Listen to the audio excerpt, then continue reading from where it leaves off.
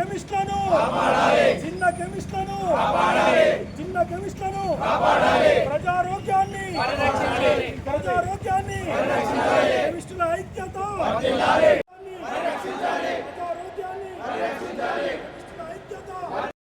ఈరోజు మా all India association ఏఏఓసిడి మరియు the Telangana chemist and druggist association president Kothapalli Srinivas గారు వారి పిలుపు మేరకు మేము కరీంనగర్ జిల్లా కెమిస్ట్ అండ్ డ్రగిస్ట్ అసోసియేషన్ ద్వారా మేము బంద్ పాటించడం జరుగుతుంది. మా యొక్క ప్రధాన డిమాండ్లు 817 GSR ఏదైతే ప్రభుత్వం ఆన్లైన్ మందులు అమ్మడానికి అవకాశం ఇచ్చిందో దాన్ని ఎత్తివేయమని 2018లో ప్రభుత్వం అవకాశం ఇచ్చింది నాన్ షెడ్యూల్డ్ డ్రగ్స్కి. దాన్ని ఎత్తివేయమని చాలాసార్లు మేము ప్రభుత్వానికి రిప్రజెంటేషన్ చేశాము. 2014లో కూడా మేము స్ట్రైక్ చేశాము. అప్పుడు వద్దన్నా కూడా 2018లో వాళ్ళు ఆ పర్మిషన్ ఇచ్చారు నాన్ షెడ్యూల్డ్ డ్రగ్స్ అమ్మడానికి. తర్వాత కోవిడ్ దృష్ట్యా GSR 220ని ప్రభుత్వం ప్రవేశపెట్టింది, ఎమర్జెన్సీ రూల్ ఇచ్చింది. దాని ద్వారా దాన్ని అవసరంగా చేసుకొని ప్రైవేట్ కంపెనీలు, కార్పొరేట్ కంపెనీలు స్విగ్గీ, జొమాటోలో కూడా మందులను సప్లై చేయడానికి ప్రయత్నం చేస్తున్నారు వీటిని అదునుగా తీసుకొని.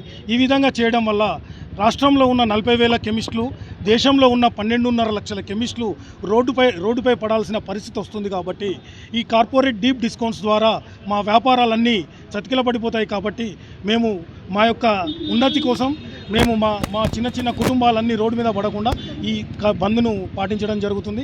మరియు ఈ ఆన్లైన్ ద్వారా హ్యాబిట్ ఫార్మింగ్ డ్రగ్స్ కానీ ఫేక్ ప్రిస్క్రిప్షన్స్ పెట్టి యాంటీబయాటిక్స్ ద్వారా ఇష్టం వచ్చినట్టు యాంటీబయాటిక్స్ వాడడం వల్ల ప్రజల ఆరోగ్యం దెబ్బతింటుంది. ప్రజల ఆరోగ్యం దెబ్బతినడం వల్ల రేపు ఫ్యూచర్లో ఎలాంటి యాంటీబయాటిక్స్ పనిచేయవు.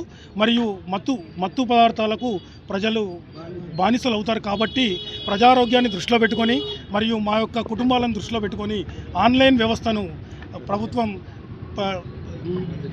వెంబడి రద్దు చేయవలసిందిగా మా అందరి తరఫున మేము కోరుకుంటున్నాం.